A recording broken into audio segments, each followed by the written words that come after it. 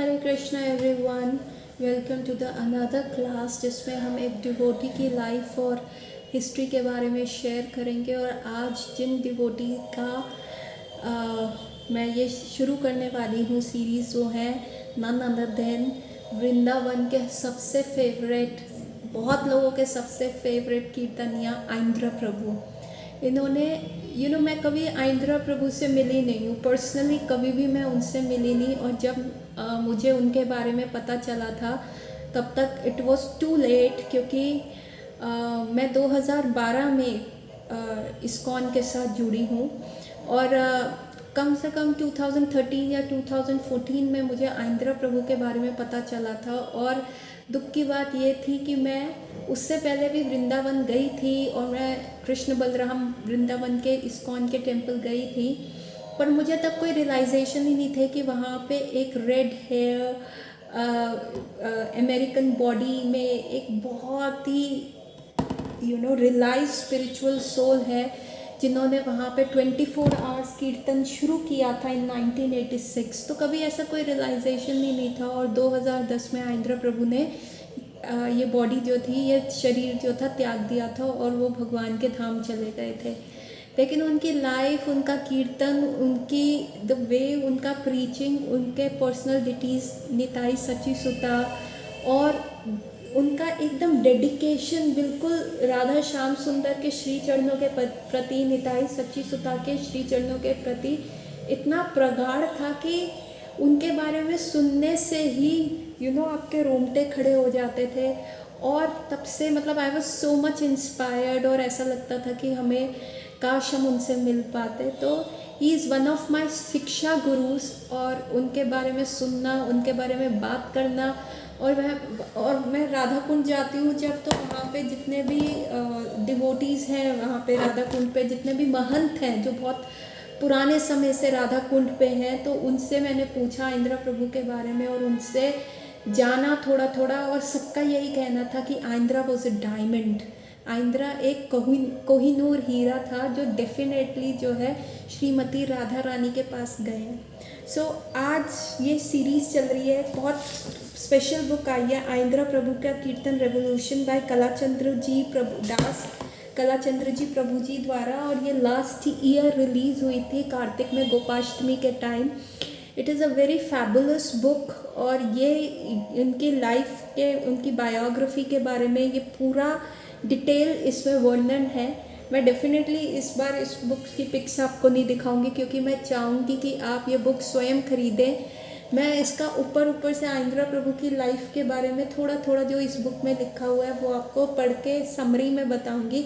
लेकिन मेरी आप सबसे ये हाथ जोड़ के विनती है कि आप ये बुक खरीदें और उसके बारे में पढ़ें। ये अभी इंग्लिश लैंग्वेज में अवेलेबल है, और कहा जा रहा है कि जल्दी ये हिंदी लैंग्वेज में भी अवेलेबल होगी।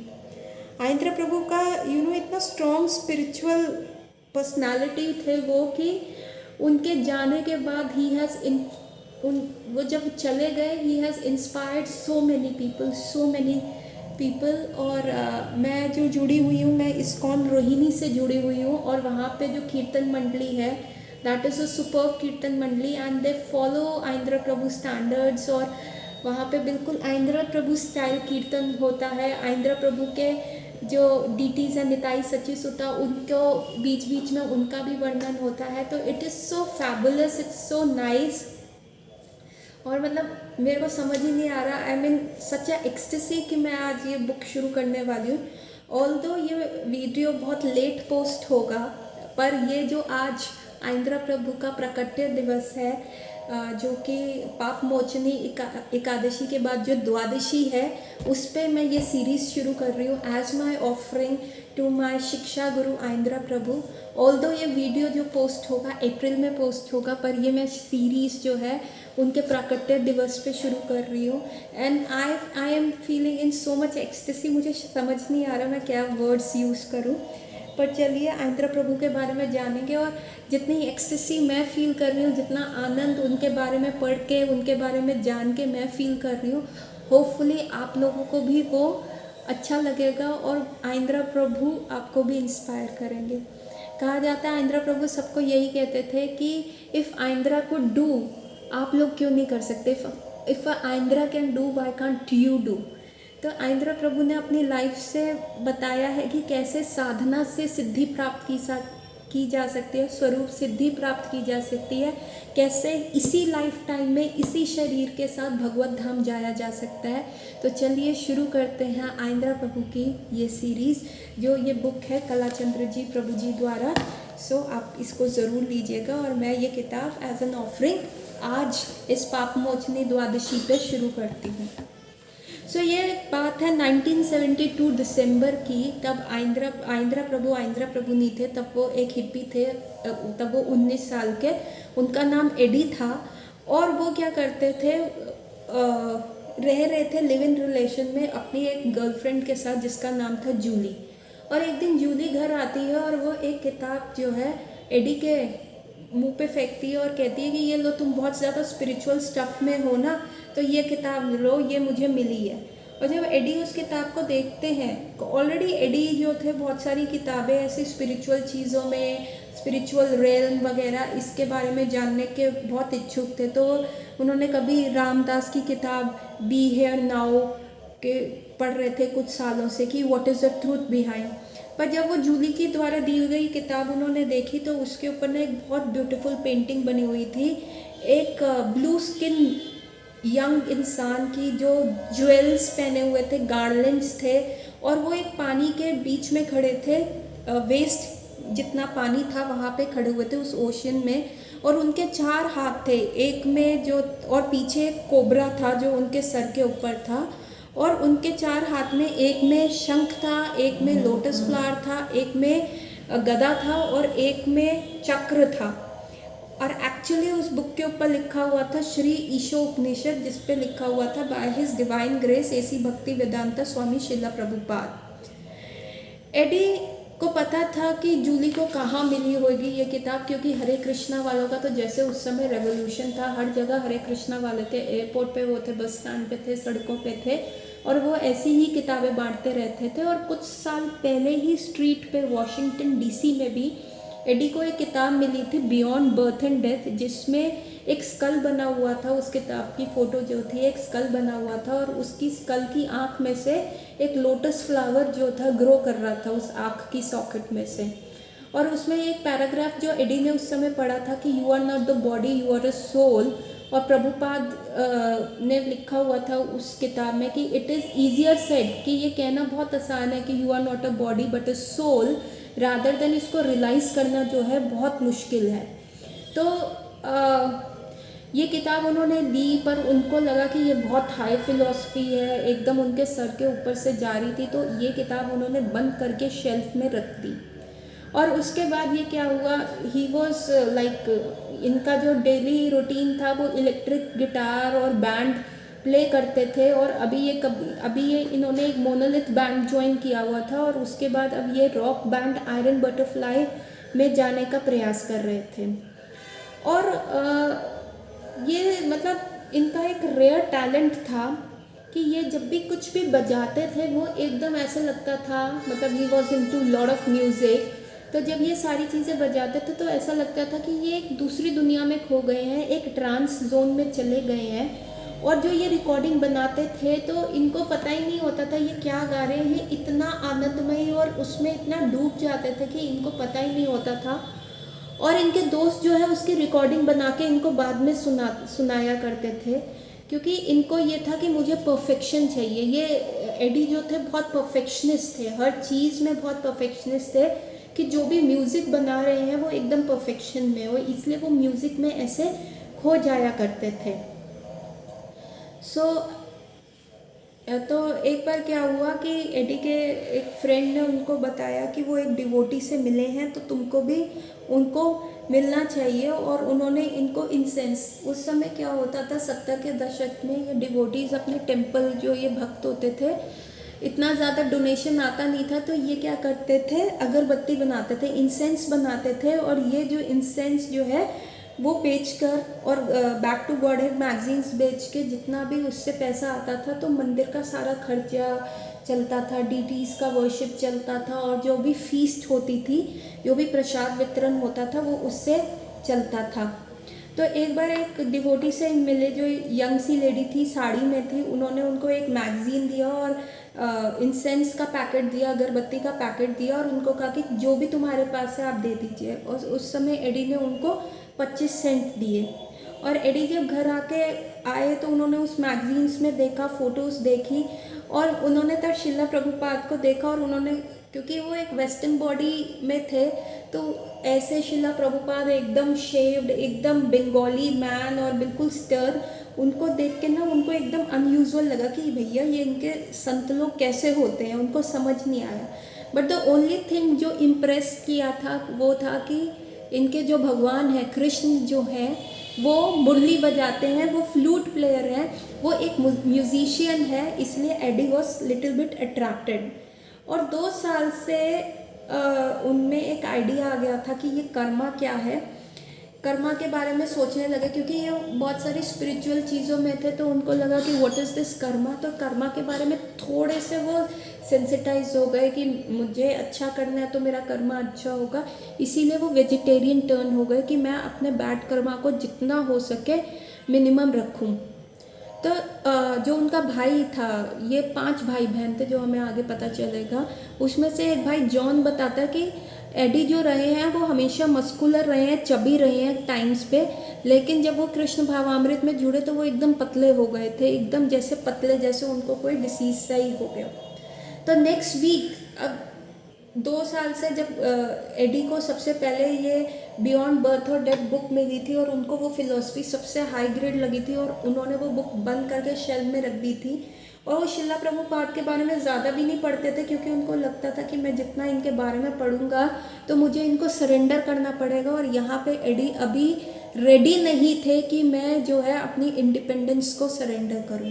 You know, Eddie was like living like a hippie. उनके लाल बाल थे और वो बिल्कुल इतने बड़े बाल थे कि वो वेस्ट से नीचे तक जाते थे और उनको अपने उन बालों से, यू नो, हिप्पीज़ के टाइम पे हिप्पीज़ को अपने बालों से बहुत प्यार था।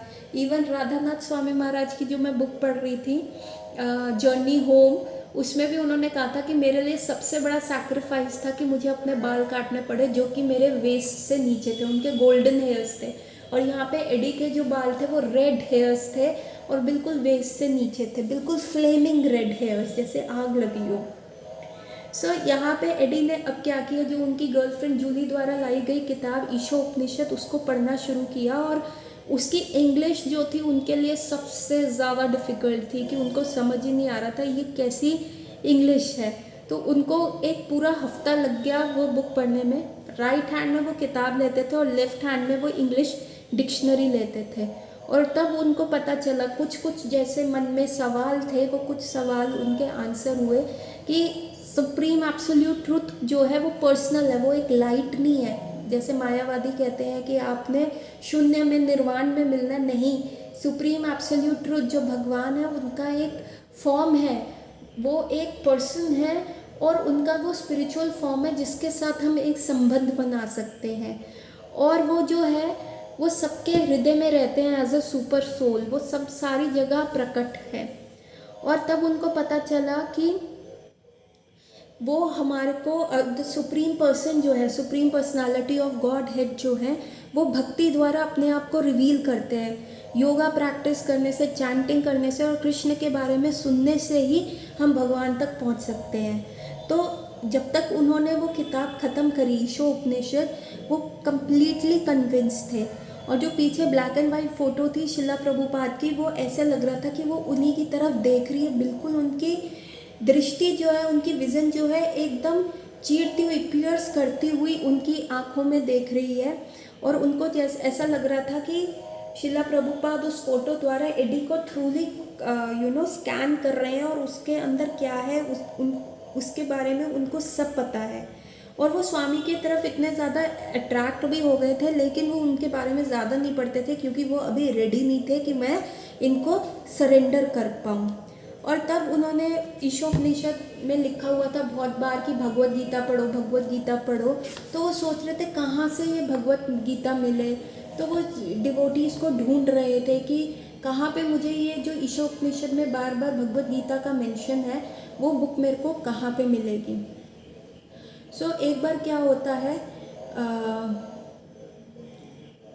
एक बार इनको, क्योंकि ये अपने लाल बालों से इतने ज़्यादा अटैच थे और क्योंकि अभी ये एक ऑलमोस्ट गृहस्थ लाइफ में ही रह रहे थे, मतलब लिव इन रिलेशन में रह रहे थे अपनी गर्लफ्रेंड जूली के साथ, तो इनको पैसे भी कमाने होते थे, तो इतना ज़्यादा वो डिवोटीज़ के या मंदिर नहीं जा पाते थे। तो इनका एक फ्रेंड जो था वो मंदिर जा रहा था, तो एडी ने क्या किया, अपने लंबे बालों में से एक छोटे से बाल काट के दे दिए कि तुम जाके ये कृष्ण को अर्पण कर देना, क्योंकि ये मेरी सबसे प्रिय चीज़ है और ऐसा प्रभुपाद ने लिखा है कि तुमको सबसे प्रिय चीज़ जो है कृष्ण को अर्पण करनी चाहिए, तो ये मेरा एक सैक्रिफाइस है।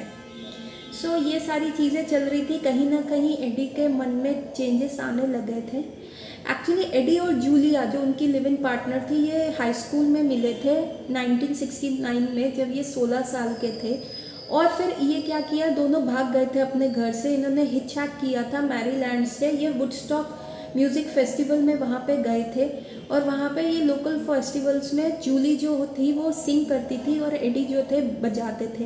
क्योंकि एडी इतने परफेक्शनिस्ट थे तो वो जूली के साथ उसकी सिंगिंग के ऊपर बहुत सारे मिस्टेक्स निकालते थे। तो फाइनली जो जूली जो थी वो एक टैटू आर्टिस्ट बन गई और तब एडी जो है वूल फैक्ट्री में थोड़े टाइम के लिए वर्क करने लग गए और बीच बीच में वो कार्निवल्स में जाते थे और वहाँ पर जाके थोड़े से वो पैसे कमाते थे। तो ऐसे ही ये जो है रहने लग गए। जूली कभी कभार जीन्स की एम्ब्रॉयडरी कर देती थी और एडी जो थे लेदर वर्क कर देते थे। तो ऐसे ही इनका गुजारा चल रहा था और ये देख रहे थे कहीं ना कहीं इनको म्यूज़िक का कहीं मिल जाए तो वहाँ पे भी ये गाते रहते थे। तो एक बार ये एडी जो थे एक बार इंडियन ग्रॉसरी स्टोर में गए, वहाँ पे एक स्पिरिचुअल स्काई का अगरबत्ती पड़ा हुआ था जो एडी ने देखा, उसमें लोटस फ्लावर की सुगंध थी और उनको वो सब याद आ गया। तो उनको लगा कि अभी आज मेरे पास समय है, क्यों ना मैं मंदिर जाऊं और जो मेरे को भगवत गीता है वो ले लूं। मतलब वो ग्रोसरी शॉप में जाके उनको याद आ गया कि हाँ उनकी ऐसी विश थी कि मैं मंदिर जाके भगवत गीता खरीदूं। और उन्होंने अपने फ्रेंड के साथ ही थे तो उन्होंने अपने फ्रेंड को कन्विंस किया कि वो उनको क्यू स्ट्रीट 2015 नॉर्थ वेस्ट ले जाएं टेसी पे, जहाँ पे हरे कृष्णा टेम्पल था।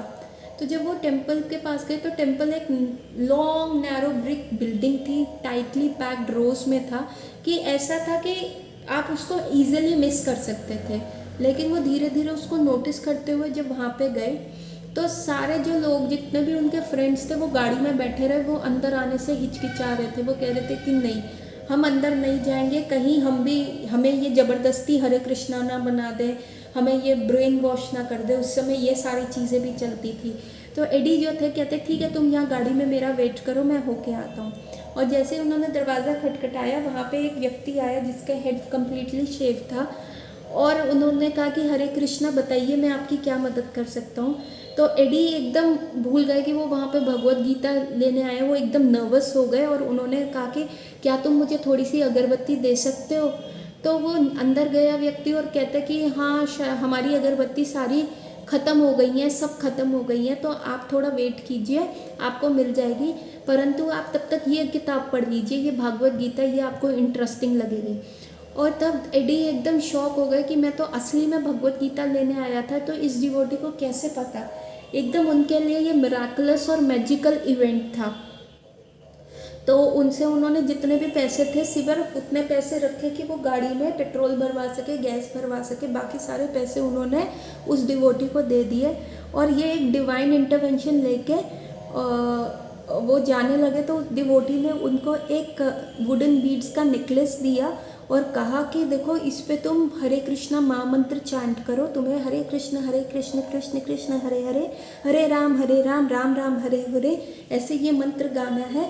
और कोशिश करो ये सबसे टॉप की बीट छोड़ देना, बाकी 108 बीट्स पे तुम इसको चैंट करो और कोशिश करो कि तुम 16 ऐसे राउंड्स करो एवरी डे और इस महामंत्र में अपने आप को एब्जॉर्ब करो, तो तुमको एक डिफरेंस फील होगा। एडी ने उनको थैंक यू बोला और वो वहाँ से आ गए।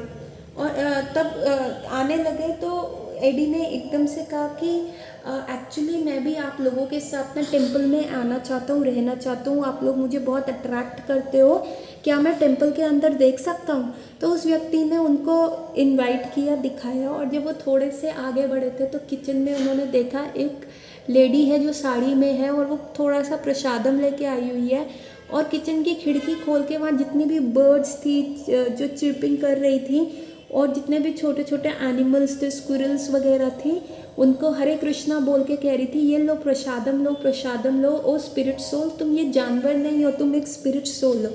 और ये सुन के एडी को एकदम ऐसा महसूस हुआ कि यहाँ पे लोग कितना जज नहीं करते, वो सबको एज अ भगवान का अंश देख रहे हैं, जैसे कि उन्होंने उस किताब में पढ़ा था। और इतना अच्छा लग रहा था उनको। तो उन्होंने कहा क्या मैं आप लोगों को ज्वाइन कर सकता हूँ?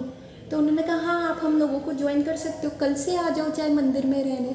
उस समय क्या होता था, कांग्रेगेशनल चैंटिंग कम कांग्रेगेशनल टीचिंग जो थी कि लोग अपने घर में रह के पूजा कर सकते हैं और मंदिर के साथ कनेक्ट हो सकते हैं, ऐसा ना हो के क्या होता था कि लोग जो थे मंदिर में रहा करते थे। जो ये हिपीस थे वो एकदम अपने आप को क्लीन करके 4 रेगुलेटिव प्रिंसिपल करके सुबह 4 बजे उठ के ये सब मंदिर में रहा करते थे।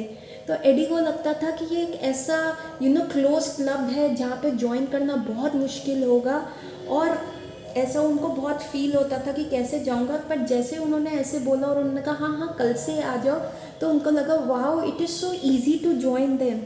उन्होंने कहा नहीं, मैं अभी कल से तो नहीं आऊँगा, मुझे अपनी कुछ सारी चीज़ें करनी है, सेट करनी है। इनफैक्ट मेरे पास एक बिल्ली भी है जो प्रेग्नेंट है, तो मैं अभी उसको छोड़ के नहीं आ सकता।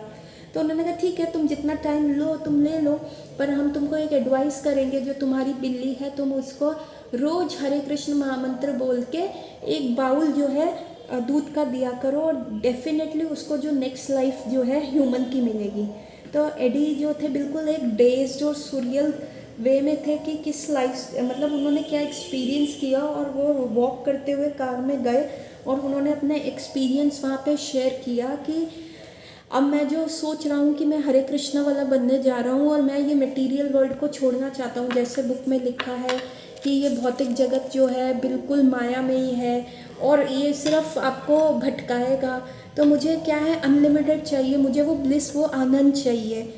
तो सारी चीज़ें तो थे ना, अब वो क्या कर रहे थे, अपनी सारी चीज़ें जो है लोगों को देने लग गए। तो उन्होंने अपना एक गिटार जो है एक अपने फ्रेंड को देने लगे। तो उन्होंने कहा कि नहीं नहीं, ये तो तुम्हारा फेवरेट गिटार है। वो कहते हैं हाँ ले लो, कोई बात नहीं, मुझे नहीं चाहिए। वो कहते हैं नहीं, ये तो तुम्हारा इलेक्ट्रिकल गिटार है जो तुम्हारा बहुत प्रिय है। तो एडी ने कहा हाँ कोई बात नहीं, तुम इसको रख लो, मुझे नहीं चाहिए, क्योंकि अब मैं अपनी सारी चीज़ें दे रहा हूँ। उनको थोड़ा सा अंदर से लगा जब गिटार दे रहे थे, लेकिन फाइनली उनको पता था कि अब वो टेम्पल, वो डिसाइड कर चुके थे कि अब उनको टेम्पल में जाके जो उस किताब में लिखा है कि सच में कुछ सुप्रीम, कुछ हायर टेस्ट मिल सकता है, वो एक्सपीरियंस करना था। तो उनके फ्रेंड्स उनको कह रहे थे कि भैया ये तो पागल हो गया है, इसको दिमाग ख़राब हो गया, ज़रा सा मिल के आया है, ये बड़ा गलत डिसीज़न ले रहा है। लेकिन एडी को पता था कि वो क्या कर रहे हैं, तो वो अपना गिटार, एम्प्स जो भी उनके पास था वो सब देने लगे। और जूली को भी उन्होंने कहा चलो कि चलते हैं, पर जूली वॉज लाइक कि नहीं मुझे अभी नहीं जाना। तो एडी ने कहा नहीं, मैं आई हैव डिसाइडेड, मुझे बैक टू गॉडेड जाना है और मुझे ये मटेरियल वर्ल्ड, अब मैं फिनिश हो गया हूँ ये मटेरियल वर्ल्ड एंजॉय करते हुए, मुझे बहुत एग्जॉशन हो चुका है, मैं तंग आ गया हूँ। तो जूली कहती है नहीं नहीं, अभी तुम मत जाओ, अभी तुम मत जाओ। जूली इनफैक्ट उनके पैर पकड़ लिए, उनके पैरों को इतना ज़ोर से पकड़ लिया और कहा कि नहीं एडी, अभी तुम मत जाओ, अभी तुम बैक टू गॉडेड मत जाओ, अभी I am not done enjoying you, अभी मैं जो तुम्हारे साथ इन्जॉय करना चाहती हूँ मैं कर नहीं सकती।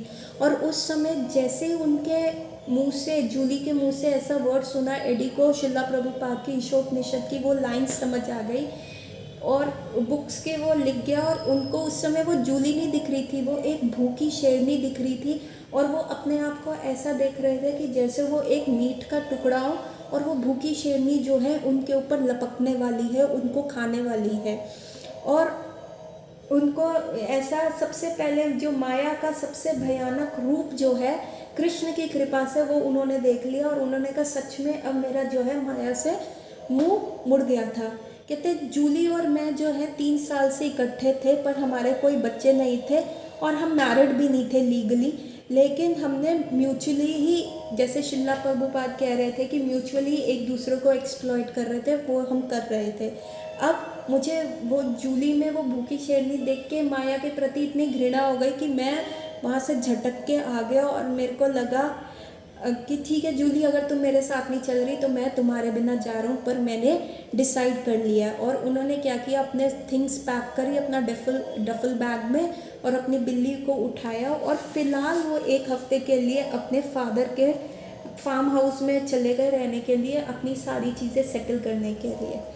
सो एडी ने अपने सारे इंस्ट्रूमेंट दे दिए। तो एडी कौन थे? एडी जो थे एडवर्ड फ्रैंकलिन स्ट्राइकर जो थे वो पैदा हुए थे। उनका बचपन का जो भौतिकवादी नाम था एडवर्ड फ्रैंकलिन स्ट्राइकर था, जो 12 मार्च 1953 में पैदा हुए थे। और ये 1953 वही थी जो पापमोचनी एकादशी की द्वादशी थी।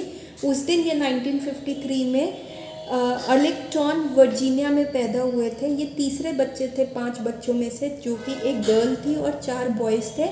कैरोलिन जो थी वो सबसे बड़ी लड़की थी। क्रिस, एडी, ग्रैहम और ये सारे भाई थे। और ग्रैहम के प्रति इनका ना कुछ, वो सबसे छोटा था और ग्रैहम के प्रति इनका एक अटूट प्यार सा था। और फिर जो था सबसे छोटा था जॉन, ठीक है। सिर्फ आए जॉन के सबके जो बाल थे वो लाल थे। और एडी को तो बचपन से अपने बालों से इतना प्यार था कि उन्होंने उनको स्कूल से भी लंबे बाल रखने के लिए एक्सपेल कर दिया गया था, तब भी उन्होंने अपने बाल नहीं काटे थे। और जो इन बच्चों के माँ बाप थे, माँ का नाम था डायना और बाप का नाम था आर्ट। ये सब क्या करते थे, एक फार्म लैंड में रहते थे, बहुत ही रिक्लूसिव कंट्री साइड में रहते थे, जहाँ पे ये वेजिटेबल्स ग्रो करते थे और डिफरेंट एनिमल्स थे। और ये 5 बच्चे वहाँ पे रेज होते थे 1960s में, बिल्कुल नेचर में। और जो नेबरहुड था इनका, नियरेस्ट नेबरहुड वो 1 मील दूर था। बिल्कुल ये हिप्पी स्टाइल में रहते थे। और वहाँ पे जो इनके मदर फादर थे, वहाँ पे ये मरीजूना भी उगाते थे। उस समय जो ये वीड वगैरह ये सब उगाते थे और वहाँ पे बहुत सारे पॉट्स वगैरह रखे जाते थे। और वहाँ पे बहुत सारे लोग आके वो मरीजूना सूंघते थे, फूंकते थे और ऐसी बहुत सारी हिप्पीज़ पार्टीज़ होती थी। जो उनके फादर थे आर्ट, वो एक्चुअली इनके बायोलॉजिकल फादर तो नहीं थे, लेकिन ये डायना और आर्ट अभी इकट्ठे रह रहे थे तो वो उनके फादर ही थे। और वो जो थे एक म्यूजिशियन थे, कलेक्टर थे, हिस्टोरियन थे, लेकिन बहुत गुस्से वाले थे, सेल्फ एजुकेटेड रेडिकल फिलोसोफर थे और बहुत छोटी छोटी बातों पे गुस्सा कर दिया करते थे। इवन एडी और आर्ट की तो बिल्कुल बनती ही नहीं थी। बस एक जो म्यूज़िक था ना वो इनकी रगों में जा रहा था। और एक जो म्यूज़िक था, संडे को ये म्यूज़िक जो था इनको जोड़ता था, ये इनका फेवरेट थिंग था। वो म्यूज़िक ने ही इस पूरी फैमिली को जोड़ा हुआ था। रिलीजन वाइज जो एडी के फादर थे वो लुथेरियन थे और जो मदर थी वो जो थी रोमन कैथोलिक वे में रेज हुई थी। और कुछ साल इनके शुरुआती साल चाइल्डहुड के ये लोग चर्च जाते थे, लेकिन बाद में इन्होंने जाना छोड़ दिया था, क्योंकि डायना जो इनकी मदर थी वो कहती थी कि हम जाके नन से कुछ भी सवाल पूछते थे तो वो नन कहती थी अरे अरे ऐसे सवाल मत पूछो, तुमको नरक में जाना पड़ेगा ऐसे सवाल पूछे। और एडी जो थे वो बहुत ज़्यादा म्यूज़िक पे थे। वो गिटार बजाते थे, बंजो बजाते थे, ट्रेडिशनल फोक म्यूज़िक बजाते थे और डिफरेंट म्यूज़िक से एक्सपेरिमेंट करते रहते थे। और ये उनका स्कूल में भी जो क्रिस और एडी जो थे वो परफॉर्म करते थे और इधर उधर भी ये परफॉर्म करके थोड़ा पैसा कमा लेते थे, गिटार बजा के या किसी भी फेयर में जाके यहाँ पे बजा के ये थोड़ा थोड़ा पैसा कमा लिया करते थे। और एडी जो थे ना म्यूज़िक मिक्स किया करते थे, डिफरेंट साउंड आइटम्स मिक्स करके एक्सपेरिमेंटर थे। उन्होंने अपनी बहन का सेक्सोफोन लेके ना उसको अपनी फ्लूट के साथ जोड़ दिया था और उसका देखा था कि कैसे सॉन्ग आ रहा है, एकदम कंस्ट्रक्टिव म्यूज़िकल इंस्ट्रूमेंट्स बनाया करते थे और ऐसी चीज़ें करा करते थे। और एडी जो थे उन्होंने फैमिली फ्रेंड का एसिड रॉक बैंड ज्वाइन किया था। वो बिल्कुल जिमी हेंड्रिक्स से बहुत इंस्पायर्ड थे, जैसे वो इलेक्ट्रिकल गिटार प्ले करते थे। और जो एडी भी थे वो उनसे वैसे ही बजाने का प्रयास करते थे। जिमी हेंड्रिक्स उनका जो था रोल मॉडल था। तो अब जो ये फैमिली ब्लू रन माउंटेन्स में रह रही थी, वहाँ पे एक्चुअली जो वो ब्लू रन माउंटेन्स बहुत ही सिक्लूडेड एरिया थे। वहाँ पे एक सिविल वॉर हुई थी बहुत पहले और वहाँ पे बहुत सारे सोल्जर्स जो थे मरे थे। और ये फैमिली, पूरी फैमिली ने नोटिस किया था। वो उन सोल्जर्स की रात को क्या करते थे, विंडो में खड़े हो जाते थे और देखते थे कि पूरे फॉरेस्ट एरिया में उन सोल्जर्स की स्पिरिट और जो हॉर्सेस की स्पिरिट है वो उन फॉरेस्ट में घूम रही है।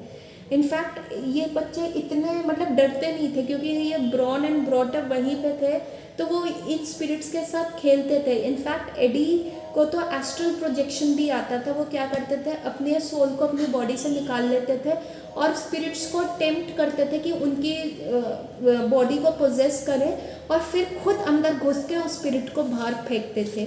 तो ऐसे वो डिफरेंट स्पिरिट्स को अपनी बॉडी को पोजेस करने देते थे और फिर उनके साथ लड़ाई करते थे। और एडी जो थे ना, उनको नेटिव अमेरिकन बनना था, तो वो कभी अपने बर्थडे पे अपनी मदर को कहते थे मेरे को वैसे ड्रेसअप करो, तो उनकी मदर क्या करती थी, टर्की के फेदर्स लेके उनको रेड डाई करके उनकी वैसे ड्रेस बनाती थी। और जब वो टोटली कन्विंस नहीं होते थे तो उनकी मदर कहती थी कि भाई अगर तुम्हें इंडियन बनना है ना, तो तुम्हें इंडियन पेरेंट्स के यहाँ से जन्म लेना चाहिए था। और तब एडी जो होते थे रोते थे कि तुम इंडियन क्यों नहीं हो, तुम इंडियन क्यों नहीं हो। तो ऐसे वो छोटे से बालक थे 5-6 साल के, तब ये सारी चीज़ें होती थी। और एडी बहुत अच्छी फ्लूट बजाते थे, और ये सब उन्होंने सेल्फ लर्न किया अपने फादर को देख के, कि म्यूज़िक तो उनकी फैमिली में रन कर रहा था, क्रिएटिविटी, आर्ट वगैरह सब रन कर रहा था। इनफैक्ट वो बांसुरी बजाते हुए हिल पे जाते थे, और पीछे पीछे उनकी जो गोट्स होती थी, उन्होंने बहुत सारे जानवर पाले हुए थे, वो गोट्स उनके पीछे आती थी। एडी को ना एक्चुअली जो है था जानवरों से बहुत प्यार था। वो फ्लूट बजाते थे और वो चिड़िया उन फ्लूट का जवाब देती थी, फिर एडी उनको उसी फ्लूट टोन में उनकी आवाज़ में जो है रिप्लाई बैक करते थे। तो ऐसा बहुत सारा म्यूज़िक ऑर्केस्ट्रा चलता रहता था, और वो बहुत समय जो है एनिमल्स के साथ व्यतीत करते थे। और इनके पास बहुत सारे एनिमल्स थे, कैट्स थी, डॉग्स, डक्स, गीज, गिनी पिग्स थे, हॉर्सेस थे, गोट्स थे, डोंकीज थे, और चिकन्स थे, पोनीज थे। और एडी का जो फर्स्ट पेट था वो एक ड्रेक था, जिसका नाम उन्होंने सूजी रखा हुआ था। तो और ना जब वो जा रहे, क्योंकि वो सारे नेचर के बहुत करीब रहते थे, तो वो देखते थे कि किसी ग्रास हॉपर की लेग इंजर्ड है, तो वो बहुत रोया करते थे, उनको बहुत दुख होता था। और वो और अगर उनकी मदर भी किसी चींटी के ऊपर भी पैर रख देती थी और उसको कोई नुकसान हो जाता था, तो एडी बहुत रोते थे और वो कहते थे कि नहीं तुम ऐसे मत करो। इनफैक्ट उनको देख के उन्होंने ये डिसाइड कर लिया था कि वो इन छोटे जानवरों का बग डॉक्टर बनेंगे, और फिर जो इनके टूटे टूटे लिम्स हैं ना, इनको स्प्लिंट में डाल के जोड़ दिया करेंगे। जैसे फ्रैक्चर हो जाता है उसको जोड़ के उनके जो लिम्स को फ्रैक्चर हो गया उनको जोड़ दिया करेंगे। और जो एडी थे वो पूरी फैमिली के मिस्चिफ मेकर थे, बहुत ही ज़्यादा नॉटी थे वो। उनके पेरेंट्स ने क्या किया था, एक बार एक जार में बहुत सारे पैसे इकट्ठे किए थे कि चलो हम कार खरीदेंगे। तो एडी ने क्या किया था, एक एक जो नोट था वो जो है टॉयलेट में जाके फ्लश कर दिया था, ये देखने के लिए कि वो नोट घूमता हुआ कैसे जाता है। और जब तक उनके पेरेंट्स को ये बात पता चली थी, 1/4 ऑफ द इनकम जो थी उनकी फ्लश में जा चुकी थी, जो उन्होंने कलेक्ट किया था। और एक बार अप्रैल फूल वाले दिन पे इन्होंने अपने फादर को बोला, अरे पापा आपके गिटार में छेद हो गया है। और जो आर्ट था वो एकदम से उठा चौंक के और गिटार देखने गया, तो उन्होंने कहा भैया कहाँ है छेद। तो एडी कहने लगा आपको अप्रैल फूल बनाया हमने, आप उठते नहीं हो ना, आप इतनी देर तक सोते हो, तो आपको कम से कम उठाने का यही तरीका था। सो ये एडी की कुछ चाइल्डहुड की मेमोरीज थी। ऑल्दो उन लोगों का चाइल्डहुड इतना हैप्पी नहीं गया था, क्योंकि डायना और आर्ट की इतनी बनती नहीं थी, सिर्फ एक म्यूज़िक था जो जोड़ता था। और आर्ट जो था बहुत ही ईगोइस्टिक मैन था, वो अपने अपने में ही रहता था, उससे आप बहस नहीं कर सकते थे। उसका अपना एंगर था, अल्कोहलिज्म में था, डिस्ट्रक्टिव एनवायरनमेंट था। पर अब जो है एडी अब डायना, अब बहुत साल हो गए, एडी वहाँ से 16 साल की उम्र में भाग गए थे अपनी गर्लफ्रेंड जूली के साथ, तब तक वो वहीं रह रहे थे। अब जो है एडी वापस आ रहा है। अब तक उनकी जो माँ है, मदर जो है डायना, और आर्ट जो है वो अलग हो चुके हैं। लेकिन एडी अपने फादर के पास आ रहा है, आर्ट के पास, कि एक हफ्ता मैं उनके वहाँ पे रहूँ, थोड़ा अपना हेड क्लियर करूँ, थोड़ी भागवत गीता पढूँ, और उसके बाद मैं जो है आगे डिसाइड करता हूँ अपनी कैट को उनको दे के फिर आगे मैं मंदिर में जाता हूँ, क्योंकि मुझे कुछ भी पोजेशन लेके नहीं जाना। तो एक हाथ पे एडी जो होते पॉट स्मोक कर रहे होते हैं, बीड़ी पी रहे होते हैं, और दूसरे हाथ में वो भगवत गीता पढ़ रहे होते हैं, और अपनी बिल्ली को भी वो हरे कृष्ण महामंत्र बोल के चैंट करने लेते हैं और भगवत गीता पढ़नी शुरू करते हैं। और उस भगवत गीता में ऐसा लिखा था कि यदि आपको भगवत गीता समझनी है तो आपको अर्जुन की जैसी क्वालिटीज़ आनी चाहिए, तभी आप भगवत गीता समझ पाओगे और आप भगवान के साथ एक संबंध बना सकते हो। और श्रीला प्रभुपाद कह रहे थे कि आप वो संबंध बहुत एक पैसिव तरीके से बना सकते हो, एक एक्टिव तरीके से बना सकते हो, एक दोस्त बन के बना सकते हो, एक पेरेंट बन के भगवान कृष्ण के साथ संबंध बना सकते हो, इनफैक्ट एक कॉन्जुगल लवर बन के भी बना सकते हो। और जब एडी को ये कॉन्जुगल वर्ड समझ में नहीं आया तो उन्होंने डिक्शनरी खोल के देखा, तो उसका मतलब था कि एक मैरिड स्टेट में, मतलब आप भगवान के साथ विवाह भी कर सकते हो, आप भगवान की गर्लफ्रेंड टाइप्स बन सकते हो। तो ये एक उनके लिए शॉकर था, क्योंकि वो अभी भी अपने आप को मेल बॉडी में समझ रहे थे और कृष्ण को भी मेल समझ रहे थे कि कैसे एक मेल और मेल का संबंध होगा। और तब श्रीला प्रभुपाद की एक लाइन लिखी आई कि हम जो है एक्चुअल बॉडी नहीं है, हमारा एक स्वरूप है स्पिरिचुअल वर्ल्ड में, और ये भक्ति करके हम वो स्वरूप सिद्धि जो अपनी कॉन्स्टिट्यूशनल पोजीशन है वो पा सकते हैं। और वो तभी कर सकते हैं जब हम हरे कृष्ण महामंत्र का जाप करें। अब जो एडी थे पहले बहुत टाइम से ओम मंत्र का जाप करते थे और बहुत लंबा ओम ऐसे करके करते थे, और तो उनको लगा ये हरे कृष्ण महामंत्र भी वैसे ही करना होगा, और ये अपनी बीड्स पे गढ़ने लगे हरे, इतना बड़ा हरे इन्होंने गाया। फिर कृष्णा, जैसे ओम का चांट करते थे वैसे ही इन्होंने पूरा हरे कृष्ण महामंत्र गाया। और 10 मिनट के बाद इन्होंने देखा कि अभी तो 100 बीट्स और भी बची है करने के लिए।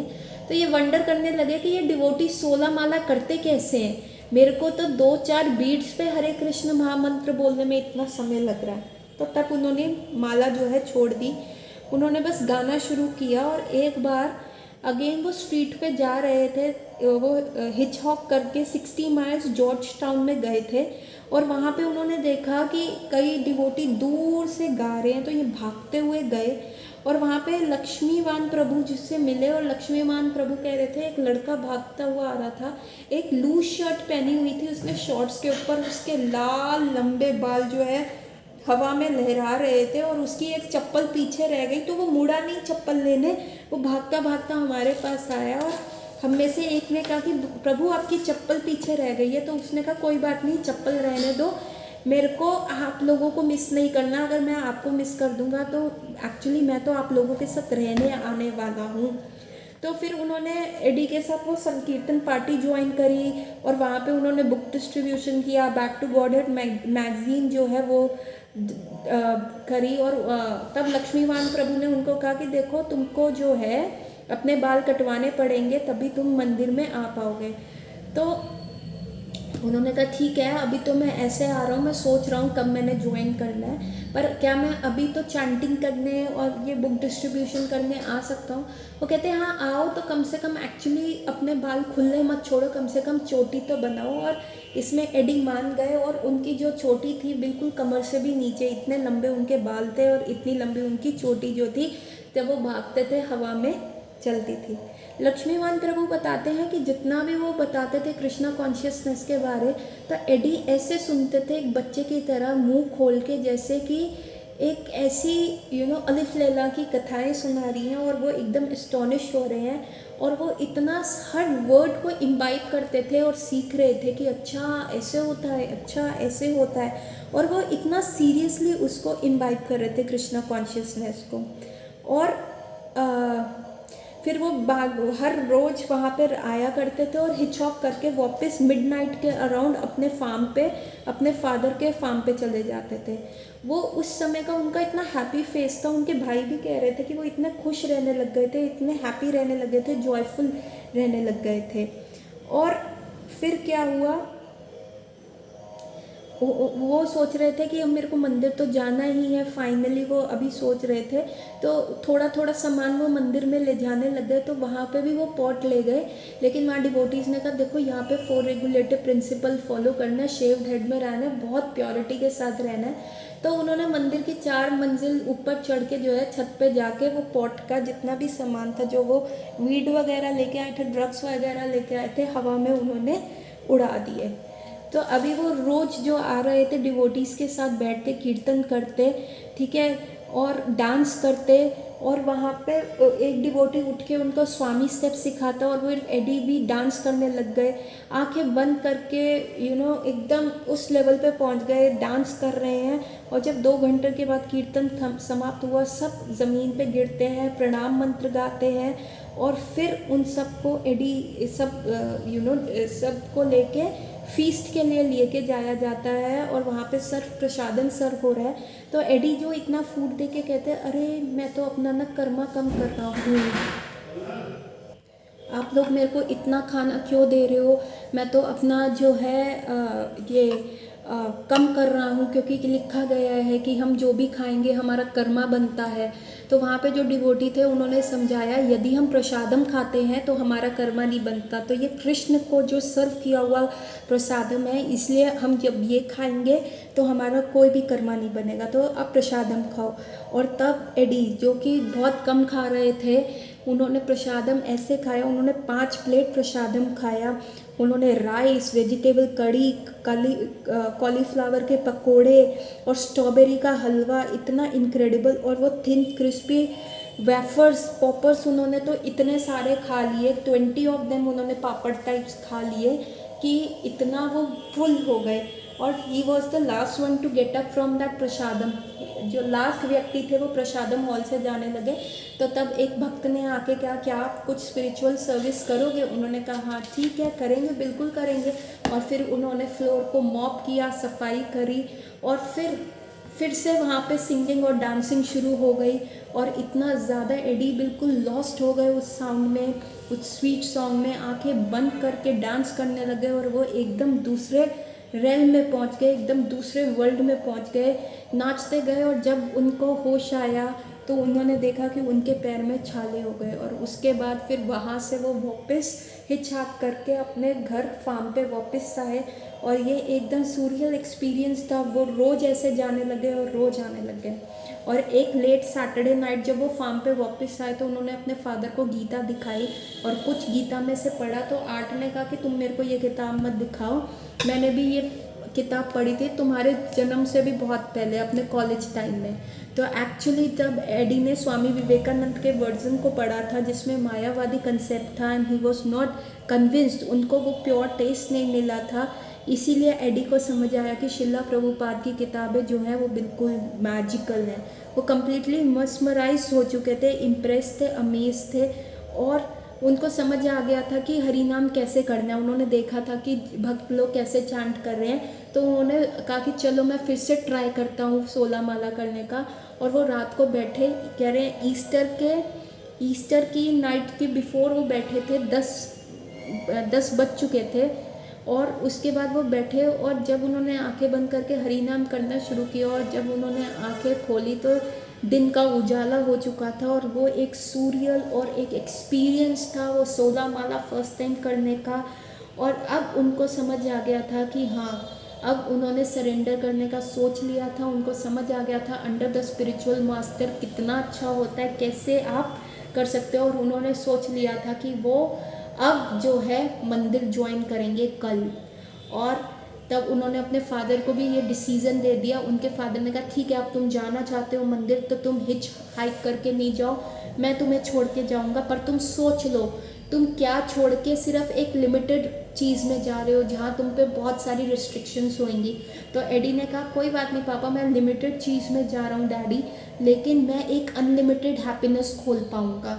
और ये आंसर सुन के आर्ट खुश हुए, क्योंकि उनको भी पता था एक सेल्फ डिसिप्लिन आपको एक पर्सनल ग्रोथ के लिए लेके जाता है। और एडी भी जो थे वो कन्विंस थे कि मैं गलत नहीं कर रहा, क्योंकि चलो मैं जाके तो देखता हूँ 2 हफ्ते के लिए, और फिर क्या होगा ये हम जानेंगे अगली लाइफ में। एडी की लाइफ में अभी मंदिर ज्वाइन करने के बाद एक मैजिकल इंसिडेंट्स हुए, बिल्कुल स्पिरिचुअल, स्पिरिचुअल वर्ल्ड से लोगों ने आके उनको कन्विंस किया।